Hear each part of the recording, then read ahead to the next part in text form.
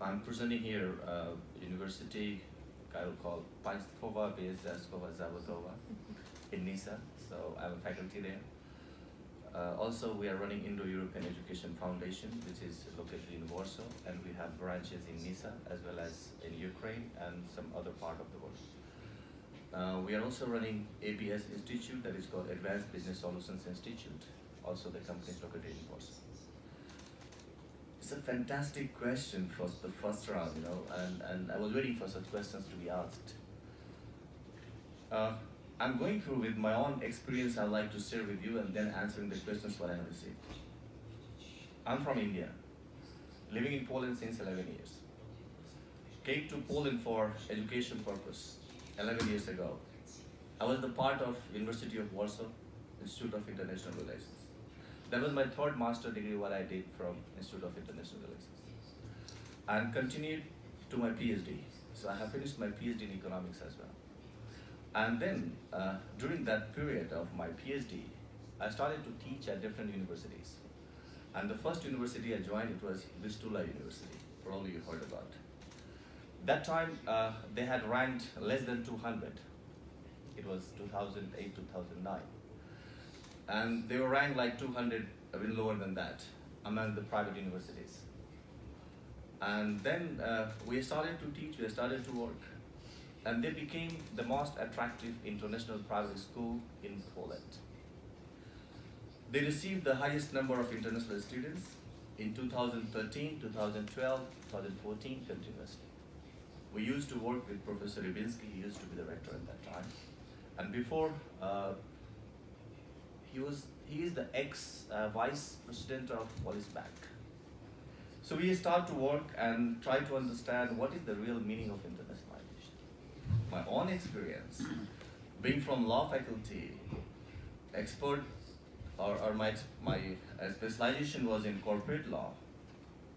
Joining here Poland, doing my master in international relations after law, MBA, and then going further with PhD in economics, joining with the universities.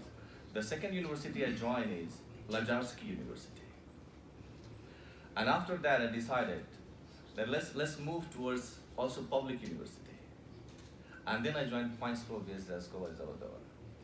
Because the university what I'm talking about is more focused, as you know by the name probably, it's a vocational university, which is more focused on teaching, training, and fulfilling your dreams.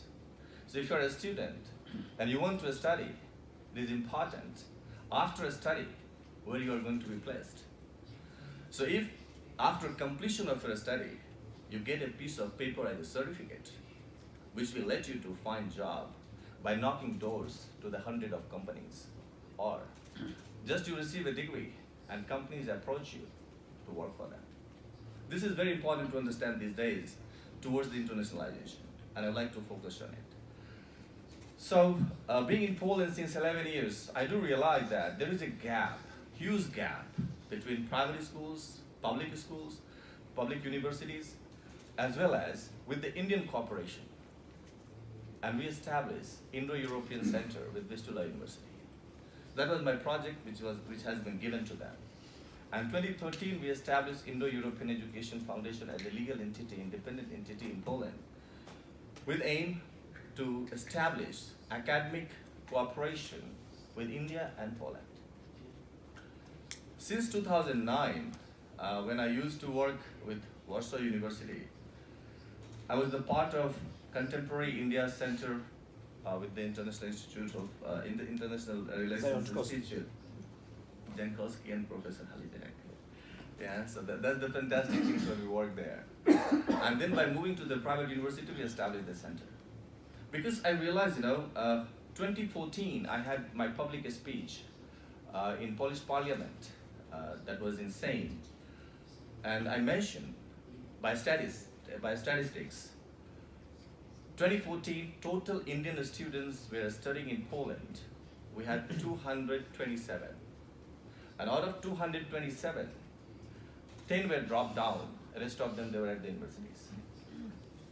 Out of 1.25 billion people, a country where accessible to Poland, And Polish universities were accessing Indian students 227.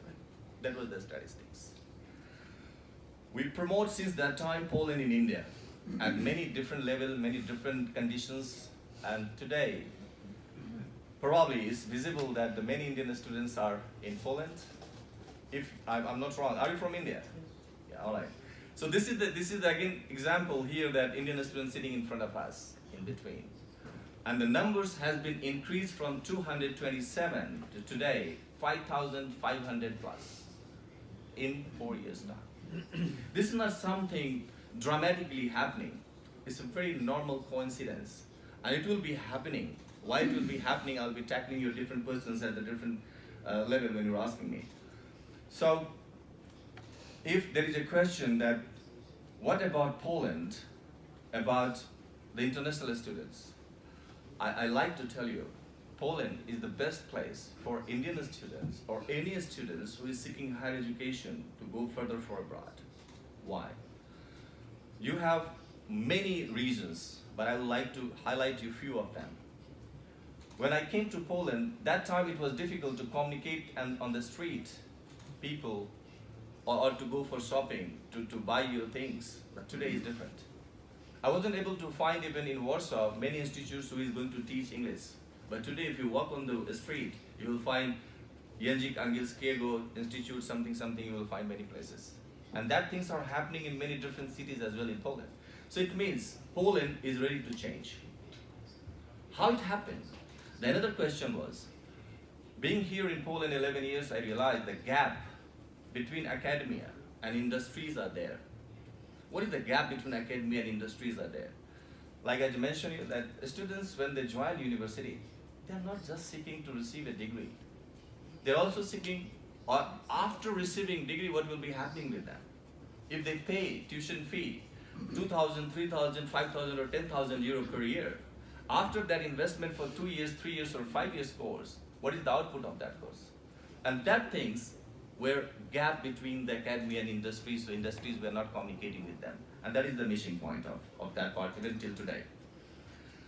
Foreign students, the examples, you asked me that if numbers are growing, I just give you an example, just last 4 years from my own country, that from 227, 5,500 plus has been increased, and we are looking further in next 5 years, 10,000 plus students will be in Poland for sure. There will be no issue how, when, and why. Either you do promotion or you don't do promotion, they will come here. Because the reasons are low tuition fee, universities are more familiar, the professors, they are very much interested, they are well qualified even. Many universities, you have a huge history, and they're looking further to give attention to each student when they ask for. Also, they're changing for the course formats at the standard which is going to match with the international standards. So there are many different changes which is happening. And why India I focus on?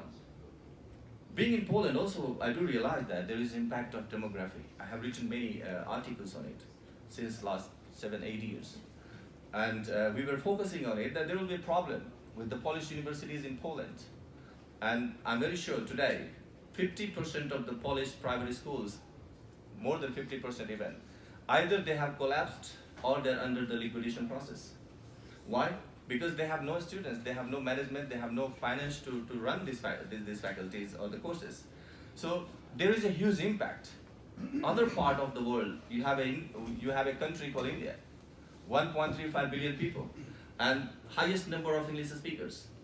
If highest number of English speakers, which is 60% of 1.35 billion people under the age of 25. So there is a huge, potential that the Polish universities can attract these students, and we call it friends in need indeed. India Poland has a huge relationship from centuries back, 18th century. So in that kind of format, also it can work. And we have seen that since last 4 years, the numbers are increasing, and it will be increasing.